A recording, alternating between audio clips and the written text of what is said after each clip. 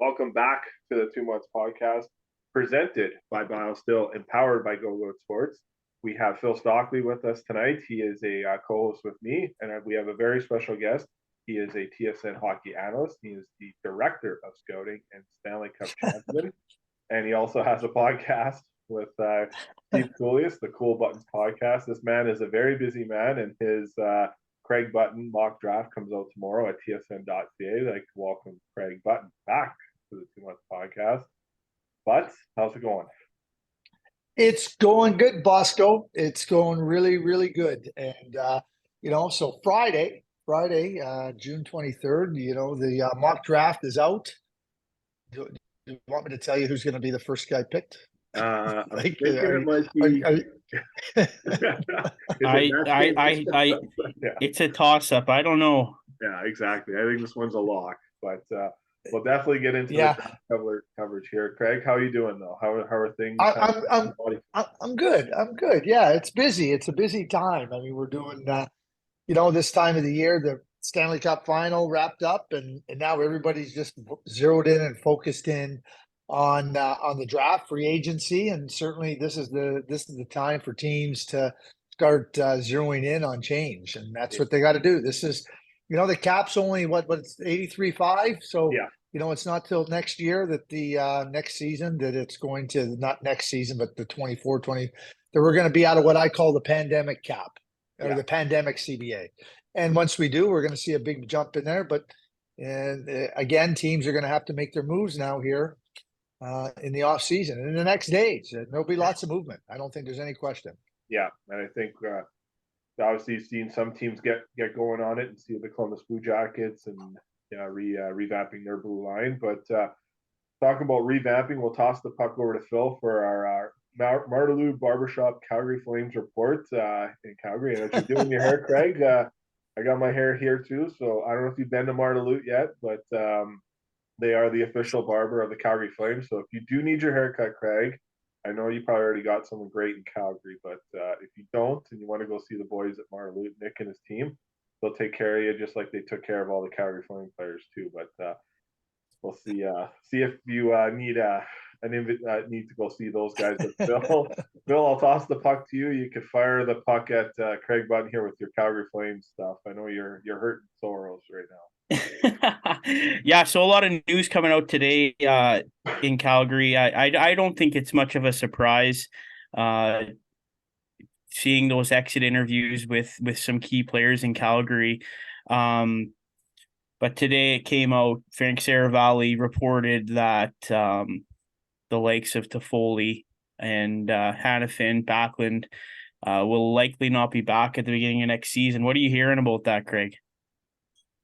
Well, I mean, likely to not be back. I mean, one thing that Craig Conroy can't do is just, I with respect, he wants to make sure that he understands why players don't want to sign there, and he said he doesn't want to go down the path of Johnny Gaudreau and not get a return on some of his players. You still have to ice a competitive team. You still have to put a competitive team out there. And there's going to be different opportunities to trade players. I don't think it's prudent to all of a sudden just say, okay, they're not interested in signing long-term contracts. Oh, we got to trade them before the beginning of the season. Why? Those players are all going to still play, and they're all going to still play hard. And I always feel that the time to trade a player is not on their terms, on your term. And, to try to ensure that if you're and I take the players at face value, okay, if they don't want to sign, that's okay. But now we'll examine what's best for our team. Like to just go out now and blanket, we're going to trade them you get something for them at the trade deadline. You get something for them in November. You don't have to go and trade them right now. And I think that I've over the years I've seen too many managers, too many teams rush into trades not on their terms, and it hurts you. And I'll give you a perfect example. Matt Duchene wanted to leave the Colorado Avalanche. And, okay, we better trade him. And, you better trade him. He's going to be bad in the dressing room. No, it won't. The only reason a player will be a disruption in the dressing room is if he wants to be. And Joe Sakic waited, and he waited, and he waited. And then he said, okay, this is the best time for him to make a trade. And he made a heck of a trade. By the way, it turned out to be Bowen Byram, the 4th overall pick, and he got Sam Girard, and he also got Shane Bowers over from Ottawa. He didn't do it on Matt Duchene's timetable. He did it on his timetable. And I think that's exactly what Craig Conroy. Now, you're leading into the draft. Is there an opportunity to get draft picks? What's your declaration? Are you going to get into a rebuild? Are you going to get into a reset? Because if every player just says, well, you know what, I'm not going to resign here, then they're all going to be traded. Last time I looked, the Calgary Flames have 7 potential unrestricted free agents next summer. You're going to move them all out? Good luck. Good luck. Just if you are, declare that you're in a full rebuild. We're tearing it down. At least Kyle Davidson, when he said we're tearing it down, tore it down. First he poured gas on the house, and then he went and got more gas and poured it on the house. And then he had multiple matchbooks to go and light it up fire and burn it right down. Yeah. At least if you're going to burn it down, go do it that way. Correct. So Craig, there's something with Darren Dreger. I'm not trying to. Can I just say something, John? Yeah. I don't want to disappoint you, Phil. But again, this is a team like Backlund and Toffoli and Hanifin are good players. They're good players. You can trade them. You trade them on your terms, not just because you have to. Absolutely, and it's one of those things where like you look at it and it's like, oh, the sky is falling, these guys are all leaving, but it's a good thing. It's a part of like the cycle of a hockey team, right? Yeah. So I think Bosco's got cycle. something here. I think Bosco's got something here. I got some breaking news, and this seems to happen every single time I'm with Craig Button. The last time I was with Craig Button in person, like we have been on our podcast several times, but Craig, you and I went for breakfast in August, and when we were walking back towards the rink after that, Nazem Kadri signed with the Calgary Flames, and Mark Savard is now jumping on the Calgary Flames here. He just tweeted out a picture of the Calgary Flames logo on his Twitter account. I'm assuming that is an assistant coach or an associate coach role. They had the opening there. Darren Dreger just retweeted it too. So if this is Mark Savard coming back to Calgary and is coming in as an assistant coach, how great is that for the Flames? And something with breaking news, and every time you and I are around each other. So, but Mark Savard coming in from, obviously was an assistant coach before, went to the O, came back, and going back into the NHL circle here. Well, I'm just gonna change the logo on my Twitter account, and I'm gonna put up an NHL team. Does that mean I'm going there? Yeah, I guess. I don't know. Yeah. Hey, listen, is that how it works? Yeah, well, I mean, I don't know. I mean, it's funny, Anyway, all kidding aside, yeah, Mark's a really good coach. Mark's a really, really good coach, and he was an assistant coach with the St. Louis Blues before going back to Windsor. He's done a terrific job. You're looking to have people that have real creativity, a real significant imagination in their approach to coaching and encouraging the players. And Mark has that. And so certainly, you think back to Mark, and you think about his time playing in Calgary, and there was only one stupid GM that made a stupid trade. Not on the Calgary Flames terms, but on other terms that allowed for him to leave there. So, really, if it is the case, a really good addition, in my view, to the Calgary Flames coaching staff. Yeah, it obviously brings some of that offensive upside too, with the defensive side that Ryan Huska brings as well. But Phil, and I feel I stole your thunder there, so I'll toss the puck. It's all good. It's all good. I don't want to take up too much of your time on the Calgary Flames, because we got a really important day coming up next week here. But just to finish up on the Flames, I was talking to Bosco earlier today, and I said, I feel like the Flames have never really done a full tear down rebuild. I feel like that it was at the 2014-2015 season, like they were trying to do that, but then they were kind of too good and made the playoffs when they weren't supposed to make the playoffs. And so maybe this is their chance to actually do it the right way. So that's kind of all I've got on the Flames. So it is what it is, and we'll see what happens. And the management there could have a busy week ahead here. Well, I will say this: if you're going down for a rebuild, don't go through half measures. Do it. Don't do it. Yeah, like I don't want them to be that's like all the I'm Calgary saying. Flame. Yeah, yeah. I don't want them to be like the Oilers, like a 30-year rebuild. So Yeah, no, I'm not saying that. Like, I mean, hey, listen, if you want to go down that path, then there's going to be a timeline for trying to bounce back and get there. What I'm saying is yeah, don't fiddle around with it. Do it. yeah, Kyle Davidson didn't fiddle around. He said, "This is where we're going." Like, you know what? Not fiddling around is it's trading Kirby Dach. It's not trading Alex DeBrincat. It was trading Kirby Dach when he said, when everybody realized, whoa, this is a teardown. This is a rebuild. That's how you do it. You don't do it like half measures. It absolutely. doesn't work that way. So Yeah. to me, again, there's ample opportunity to trade good players and to Foley, Hannafin, and Backlund qualify as good players. Be careful about when you wanna do it. And again, the cap's only going up 83.5. Teams, what are they going to do? I mean, next summer the cap is going to be higher. We all know that. The players are getting that information now as they need to look ahead. But teams now can make those assessments, and Craig and his management staff in Calgary are ones that are gonna have to assess, when the timing is right to trade them. But it's got to be on their time. That's all I'm really saying. It can be tomorrow if they feel comfortable with their time. It can't be just because they say we're not coming back or we're not signing a long-term contract. Great, thanks. That's great information. We'll get back to you. Yeah, exactly. Well, I'll toss it over to Bosco here because I'm sure everybody's tuning in to listen to you to talk about the draft. So I'm going to pass it over to Bosco. All right, so this is our NHL report sponsored by Sheena Boychuk. And everyone knows that last name, very familiar, Johnny Boychuk's wife. She's in the real estate industry here in the Edmonton area. So your mock draft comes out today, Craig, here on Friday, as this interview will be published. How excited were you to get this list going again? I know that throughout the season you're always working on it. There's the mid-season one, but how excited are you for this draft and looking forward to seeing where the draft probably starts? And where do you think the draft starts? Is it at 5? Is it before then?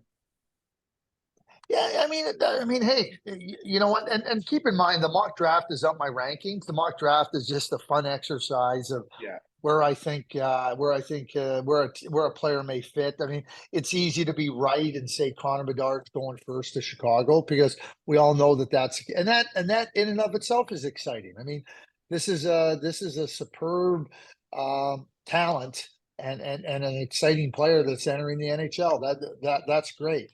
After that, I don't know. Is there 3? Is there 4? Is there 5 players that fit into that next group of players? And that includes Fantilli and Carlson and Will Smith and Matvei Michkov. And, some teams might have another player in there. I talk about Will Smith, and I think Will Smith is a terrific player.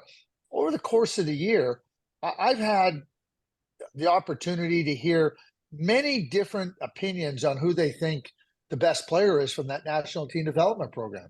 And I've had somebody, at least one person from NHL teams over the course of the year, at least one of the people from, a lot of different teams, tell me that they think that there's a different player that's the best player, whether it be Will Smith, Gabe Perreault, Ryan Leonard, or Oliver Moore.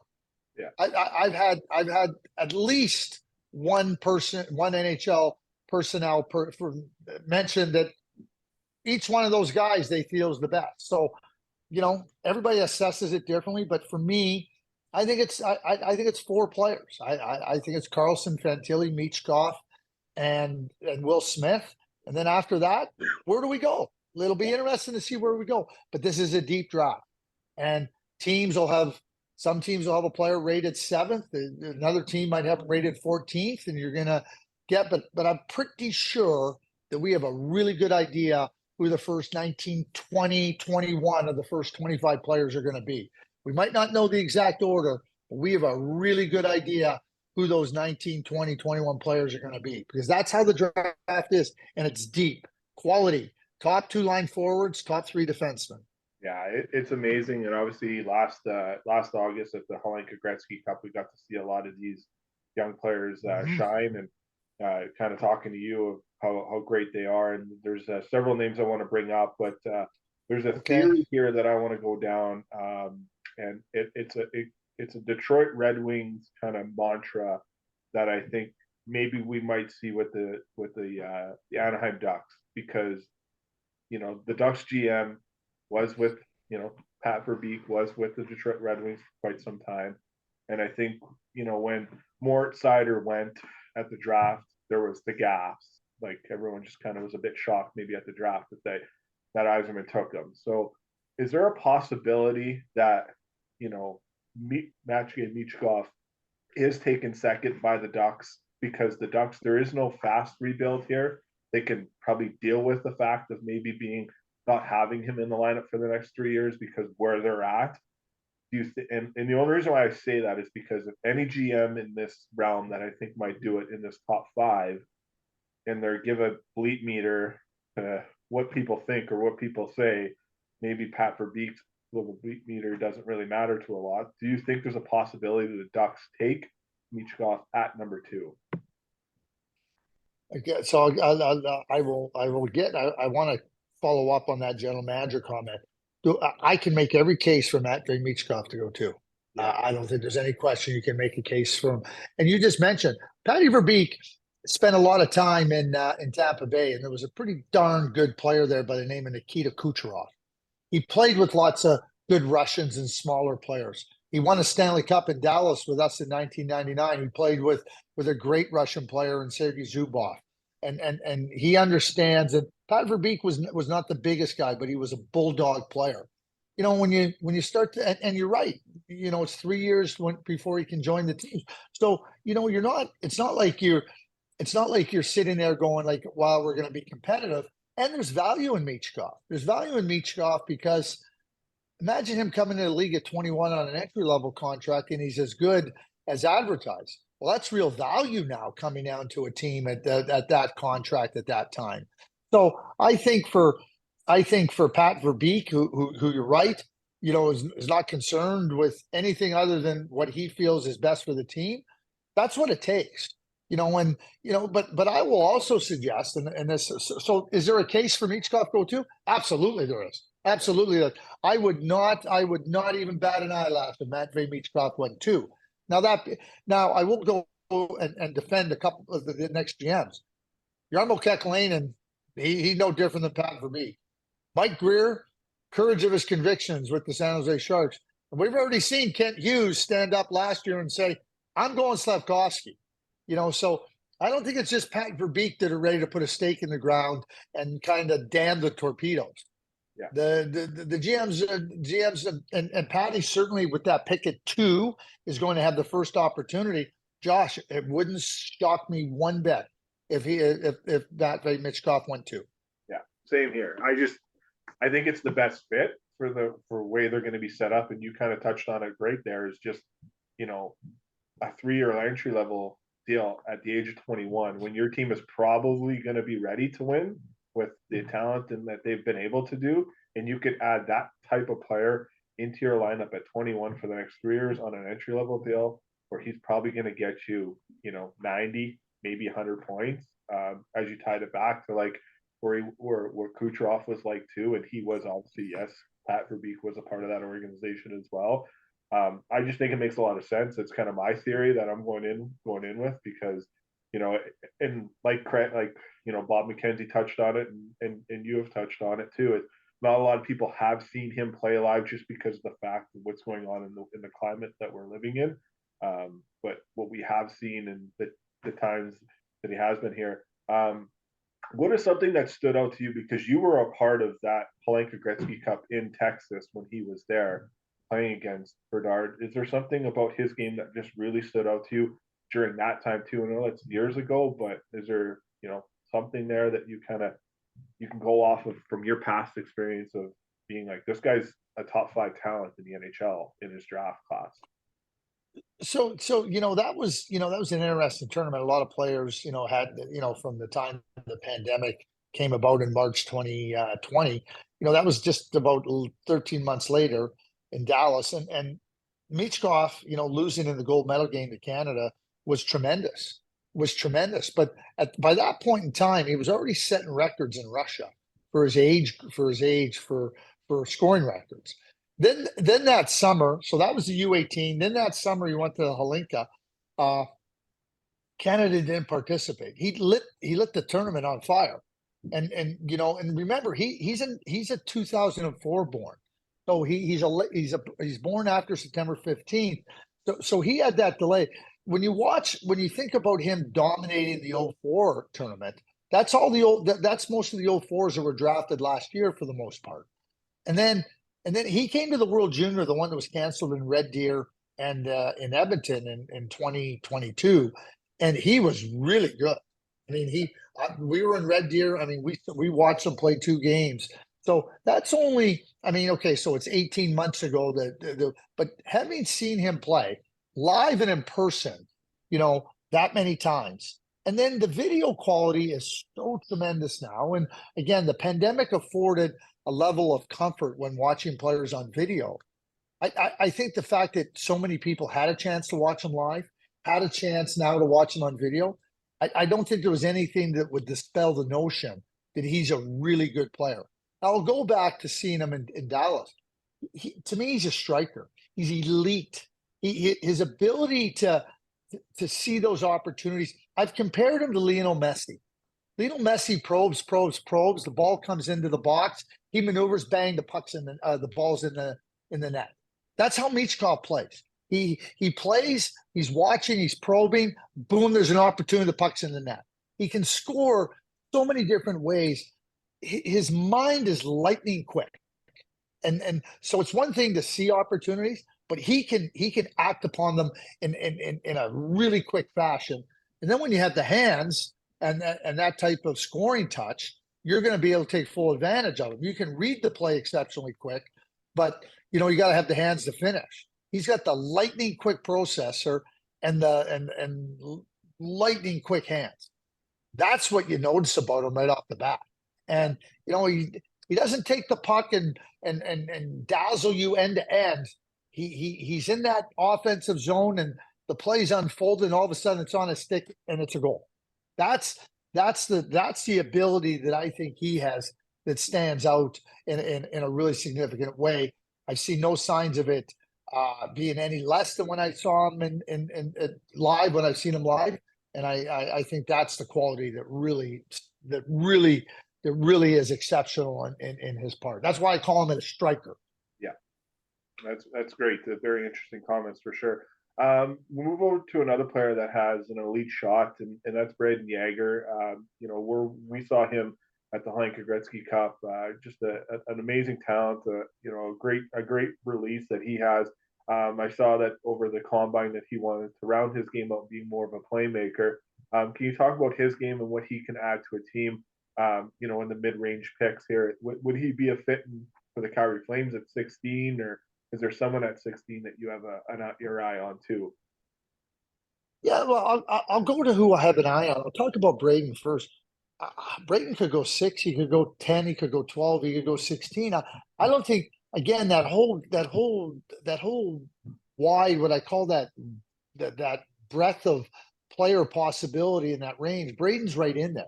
And I think Braden's already rounding out his game. I think he, last year as a young player, not this past year, the year before, he scored more goals. This year he was more of a playmaker. I think he's really a strong two-way centerman. I think I think he's underrated defensively. I already think he's already a good defensive player. And the skating is outstanding. He does have a really good shot in offensive play. But what I see with Braden is just this continuous evolution of a player, a continuous progression of a player that can be a solid two-way player. I think like when I look at his game, I see a lot of Elias Lindholm in him. And Elias was the 5th overall pick, and And Elias had a great season 2 years ago. He had a really good. I think what he did last year is probably closer to what you can expect from Elias, and I think his career speaks to that. And I think that's what Braden could be. So do I think that he could be there at 16? Yeah, but it wouldn't surprise me if he's gone a lot earlier. And that brings me to the guy and on the mock draft, we have Calgary taking Nate Danielson.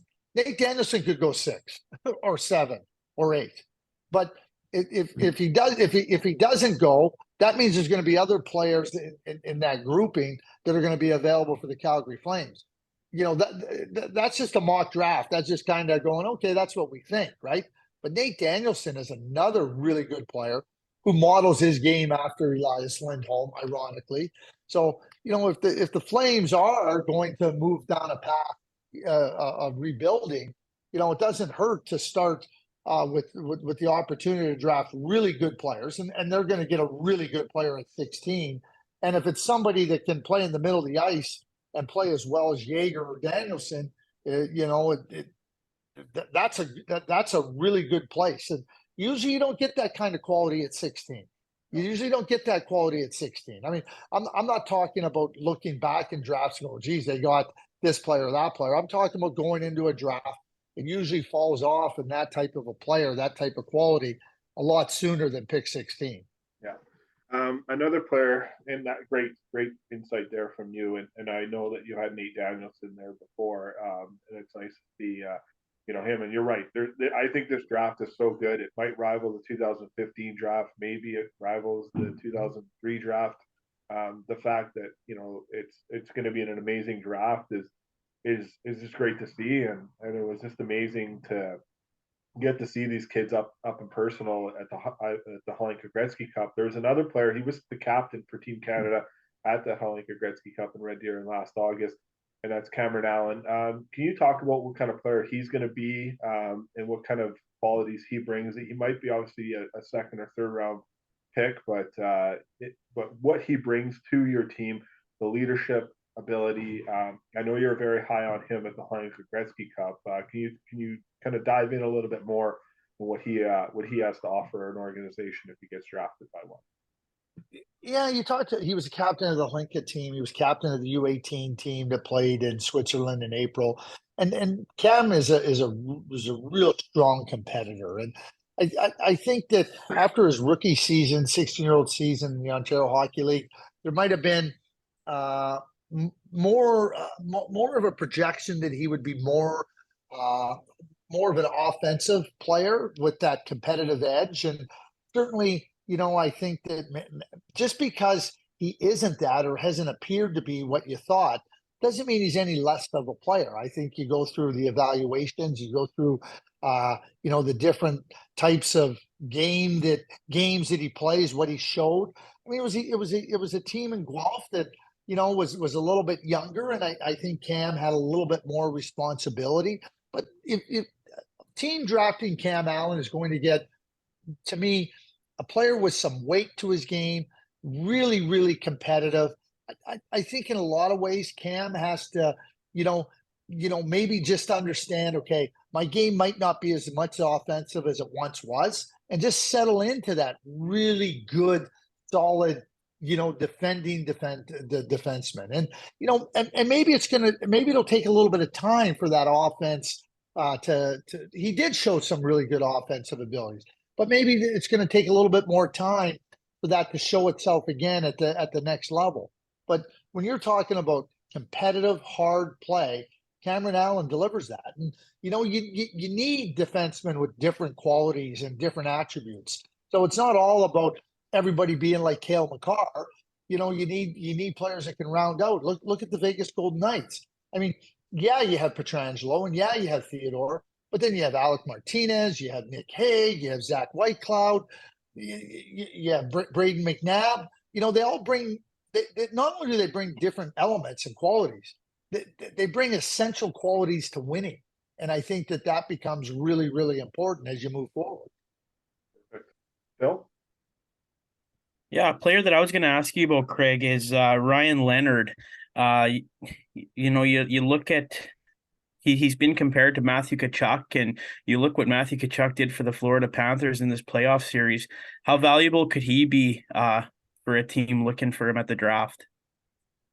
Yeah, and I understand why people would compare Ryan to Matthew, because Ryan is highly competitive. I mean, he drives play. Not only does he have skill, but he's got that edge to his game. He plays in the trenches. He plays along the boards. He'll finish checks. So it doesn't matter. Is he exactly like Matthew? No, nobody's exactly the same, but that style of game, that robust, energetic, physical game, that's what Matthew plays with, and that's what Ryan plays with. And I mean, there's another player. Wouldn't surprise me if he goes ahead of Will Smith. I know there's teams that think that Ryan Leonard, they would rate Ryan Leonard ahead of Will Smith. So, like as the draft unfolds and you're looking at a player like Ryan Leonard, you're going like, okay, how does he fit into our team? What does he bring? And I'm going to come right back to it, Phil. Even if he's not exactly Matthew Tkachuk, but he's very close in terms of the way he approaches the game. Like, why are you not going to be interested in Ryan Leonard early in the draft? Yeah. Those players don't come along very often. So I think that, Ryan Leonard, I think Ryan Leonard is going to be picked very early. In the mock draft, I have him going to Philadelphia at 7. It wouldn't surprise me if he goes earlier than that. It really wouldn't. Beautiful. Yeah, and I just got one more thing really quick. I was gonna kind of do a little bit of like a rapid fire with you. So I have a couple of categories, and I want you to tell me the player in this draft that fits that. So the fastest player, Oliver Moore, best shot, Connor Bedard, stick handling, Connor Bedard, physical, that's a physical good and one. skilled, probably. Ryan Leonard. Okay. Best skater. As opposed to fastest? Yeah, just like, though you get those silky skaters as opposed to the faster skaters. It's Oliver Moore again. Yeah. And then who's the best goaltender? I think it's Bjarnason, but I mean, I can make a case for Michael Rabel, the 6'6" goaltender from Czechia. I think both those goaltenders are excellent. I don't think Trey Augustine is far off. I don't think he's far off of those two. But in my ranking, I have Bjarnason, Rabel real close, and Augustine just a notch below them. That's how. Excuse me, Phil. That's how I see it. I mean, when I watch Michael Rabel play, it's like watching Jacob Markstrom at the same age. It's spitting image. And I think Bjarnason is advanced beyond his years. I think he's got technical capabilities and athletic capabilities that are really significant. And I think Trey Augustine is another player, like outstanding poise, awareness, smarts, technical abilities, really advanced. He might not have the same physical attributes as the first two, but it's not anything that deters from his ability to be a good goaltender. So, and to me, like, you need a goaltender. Like, those three guys, to me, you better be sharp and you better be on it, because everybody goes, oh, you can't draft a goaltender. Okay, you don't have to draft a goaltender in the first round. That's fine. But if you don't draft one in the first round, you better find one somewhere else, because there's been a lot of good goalies that have been drafted in the first round. Do we see a goalie drafted in the first round this year, do you think? I think so. I think the quality is high enough. Pardon me? We didn't. I don't think we saw one last year, right? Was there a goalie? No, we didn't. Yeah. No. No. I think what you've talked about. Go ahead, and sorry for cutting you off, but I do think we probably do see one in the first round. Can you explain why you think that might be? Is more or less what you were touching on earlier. Is that if you see what you see in these three goaltenders that you've talked about, is that a positional need that it's not this negative, connotate whatever it is, because it feels like sometimes taking that goaltender in the first round seems like there's some negativity to it at times. I don't know, like that's where I come from, but I think it's needed, especially this position is more value now than it maybe ever was before. Yeah, I don't know if it's any less value. I think it's important, but a couple of things. I think there's teams when I look at their depth charts, they don't have good young goaltenders in there, and then you look at teams with some multiple picks, and you start to go, okay, wait a sec, this is a real good opportunity to draft a goaltender, and it's great to say, oh, we can get a goaltender later in the draft and everything. Yeah, you can, but and there's only a goaltender, there's only one spot for him on the ice. It's not like a defenseman where you have spots for 6 or forwards where you have spots for 12. I get that whole part of it. But I think that, the quality of goaltender, the three I just mentioned, Bjarnason, Rabel, and Augustine, I think they warrant every consideration in the first round of the NHL draft. And that's why, when I watch them and I think that they're worthy, it's their talent, and the bottom line is I think they've separated themselves and put themselves in that first round classification. Yeah. Is there any players in your mock draft that have moved up quite substantially from the previous one that you just had out in this draft? If so, can you bring up a few names that have moved up quite a bit in the rankings?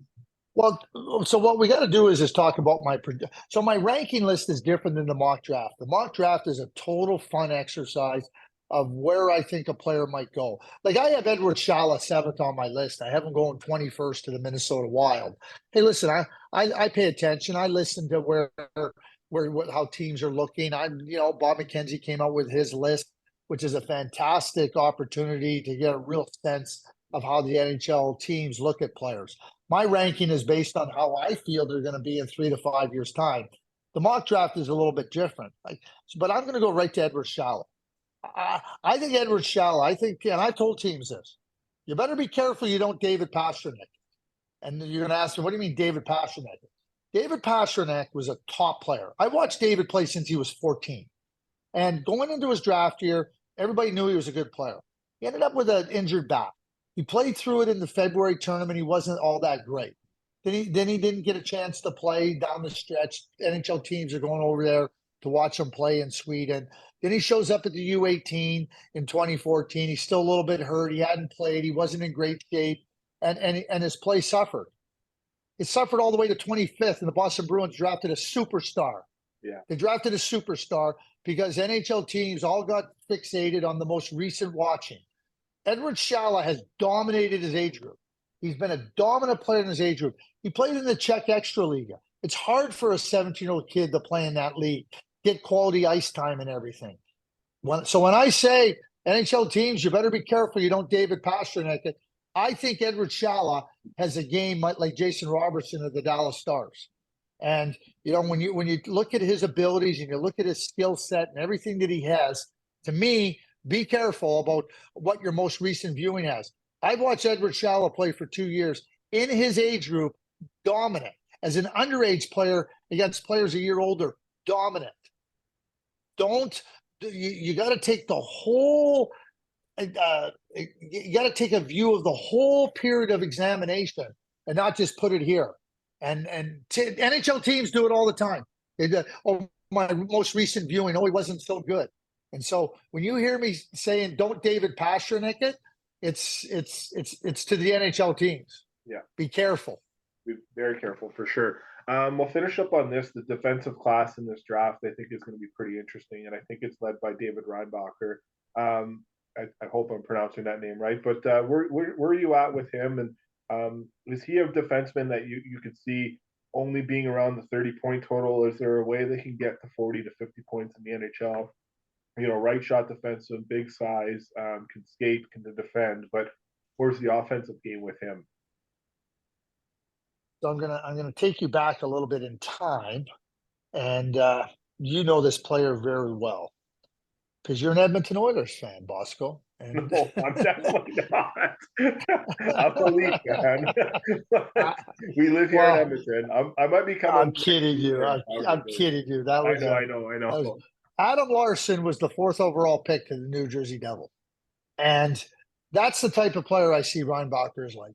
Now, Adam Larson was drafted 4th overall, and he's been a very, very good, solid NHL defenseman in his career.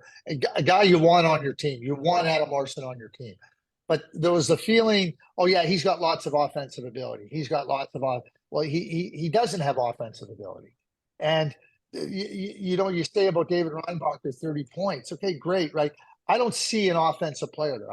I see a player that's efficient with the puck, effective with the puck, just like Adam Larson is. But I think the hallmark of Reinbacher's game is one that says, you know what, I'm hard to play against. I can skate, I can close, and I'll move the puck. Now, that's just my assessment of him. Now, maybe somebody else sees him as having more offense and whatnot. I don't. But that doesn't mean I don't want him. I really like. I mean, I like Adam Larson. I think one of the worst things, that's not the right way to put it. I think one of the things that happened with Adam Larson is there became an expectation that he was going to be a big offensive player, and he wasn't. But what Adam Larson delivers and brings to a team is not only desirable, I think it's essential to winning. And so David Reinbacher might not be he might have more offense than Adam, might not be as rugged physically, but I see him along those lines of a player. And I love Adam Larson. I love the way he plays. I want him on my team. But you gotta be able to say, this is what he is, and we're gonna be comfortable with this. Because if you start saying, well, we're going to draft him and, oh, we think he'll score 50 points and he doesn't, well, now there becomes an inherent disappointment in that player. And I don't think that's fair. And I think that when it comes back to Reinbacher, I think assessing a player, not over projecting a player, is really important. And like I said, I don't see the high end offensive ability, but I see I see elements that are really important to having a successful team and a type of player you want on your blue line. It's going to be a fascinating a few days here leading up to the draft and at the draft, and the NHL awards Monday and the draft Wednesday. It's been amazing. We'll want to get your comments on the class that we've seen of the Hockey Hall of Fame. We'll finish up with this. How great is it? Mike Vernon very close to the situation you're in Calgary, and the rest of the class and Caroline Ouellette, and just beautiful to hear that she got the call on, I think it was her parents' 48th wedding anniversary, and just been another amazing day. Just hearing great stories like that, and even Vernon telling the story. Lenny calls him, and it's always like a call for golf, but it was a call to the Hall of Fame, and just this class that we're seeing going in now. Yeah, I mean, it's special. I mean, like, hey, you get a call to telling you've been elected to the Hockey Hall of Fame. I mean, I said this when we did the Hall of Fame show on Wednesday. Players grow up and they have these fantastic dreams, and they pour tremendous effort and the passion that flows out as they pursue their goals, and whether it be playing in the National Hockey League or playing in the Olympics and World Championships like Caroline Ouellette, and trying to achieve at the highest levels. That's what you're setting out to do. You don't start playing hockey and go, yeah, you know what? I dream of being in the Hall of Fame. Nobody ever dreams of being in the Hall of Fame. You dream of reaching your goals, whatever they may be, and with respect to the highest levels that you can play at. And I asked Mike Gartner this yesterday. I said, is it something that do players really expect it? He goes, I don't think even the best players expect it when they get the call. They hear the scuttlebutt, oh yeah, you're a Hall of Famer. Like, no kidding, Wayne Gretzky was going to the Hall of Fame. Yeah, no kidding, Jerome McGinley was going to the Hall of Fame. But I still think when the call comes, it says, you know what, you've been elected to the Hockey Hall of Fame, and it's surreal. It's like, wow.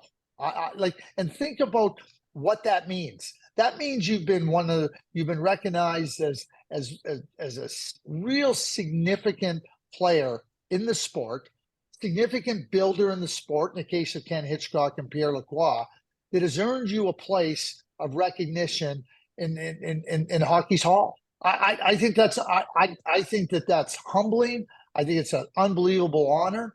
But when you look at the players that went in, and I also say this, just because Tom Barrasso and Mike Vernon, took some time for them, they're forever Hall of Famers. Yeah. And nobody says, yeah, you're a Hall of Famer, but you had to wait 16 years to go in or 17 years to go in. Nobody ever says that. You're a Hall of Famer, period, full stop. And I think that, whether it be Pierre Turgeon or Tom Barrasso or Mike Vernon or Ken Hitchcock, Caroline Roulette, Pierre Lacroix, I mean, just look at the records. And there can be lots of debate, and there's always going to be debate about who belongs, who doesn't. And, sometimes, based on the rules of the Hall of Fame, you only put in 4 male players. You only put in 2 female players, builders. Sometimes, others just have to wait. But and I know that wait sometimes, people go, oh, why do they have to wait? Well, that's just the procedural part of it. Yeah. Once you get the call, I joked about this when Doug Wilson got the call. I said, well, he's forever a Hall of Famer. I said, I don't think when he got the call, he said, what took you so long? They're definitely not right? saying that. You're in the Hall of Fame. You've just been told you're in the Hall of Fame. And that is an unbelievable honor. And, nobody's gonna convince me that when you have a committee of 18 people, really respected people that go through a pretty thorough, significant process. And people can say, well, why don't we know about it? Why isn't it transparent? Okay, fair enough. But I know who the 18 people are, and I trust them. I may not always agree with everything they may present, but I trust that they've gone through the process. And when you get 14 out of 18 votes from that committee, I think you've earned your spot in the Hockey Hall of Fame. And that's the way I look at it. And again, people can disagree, but I think the seven people that were elected or informed of their election on Wednesday afternoon are deserving. Very well said, and a great way to end it.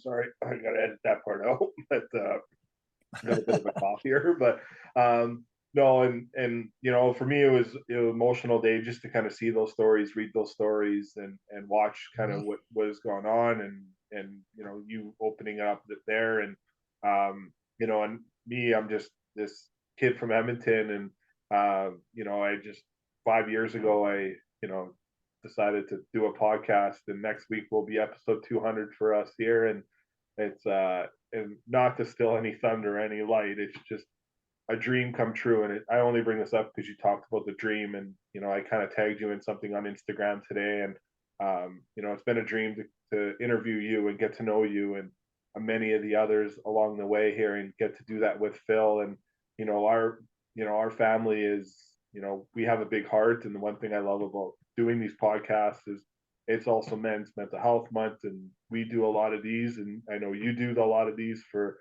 the mental health, and my struggles, and always been there for me, and the people that are listening to this, we're there for them.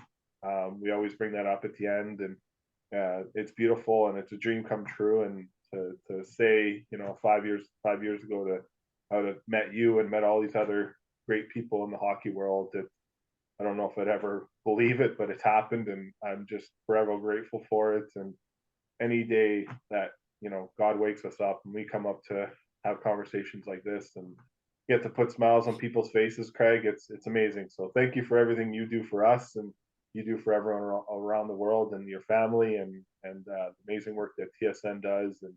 And I don't know if you want to jump in, Phil, or say anything, but I can't thank you enough. It means a lot. Same.